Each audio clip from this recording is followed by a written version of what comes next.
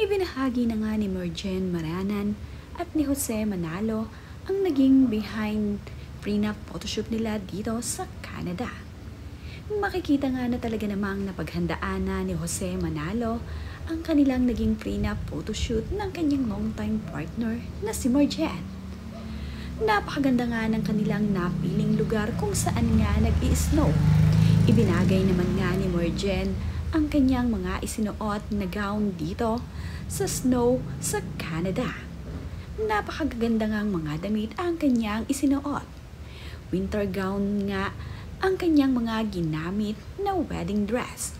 Pero mayroon nga ding kakaibang kulay itong si Merjen na gown na color blue. Talaga namang tiis ganda itong si Merjen dahil nag-i-snow nga dito sa Canada nang sila ay magkaroon ng prenup shoot ni Jose Manalo.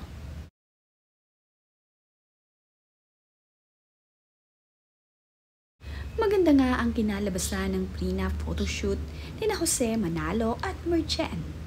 Ngayon nga raw na December 17 ay ang nalalapit na nilang kasal. Hindi pa naman nabanggit kung saan nga bang simbahan gaganapin o kung ito nga ba ay garden wedding o civil wedding ang gagawin. Pero nagpakita na nga sila ng petsa kung kailan nga magaganap ang kanilang kasal.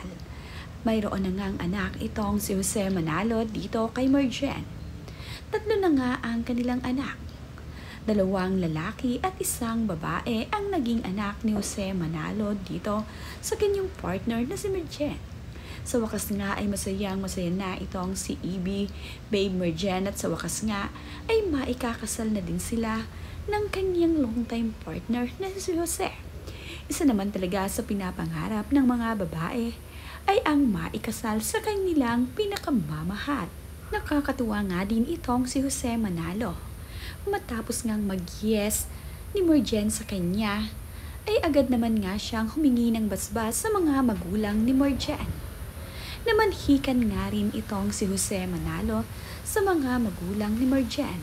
Pumunta nga ito sa kanilang bahay at talaga namang formal na hiningi ang kamay ng kanyang mapapangasawa na si Merjen Maranan.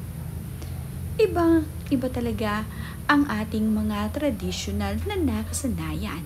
Ito nga ay sinunod ni Jose Manalo, kaya naman siya ay namanhikan dito sa magulang ni Merjen.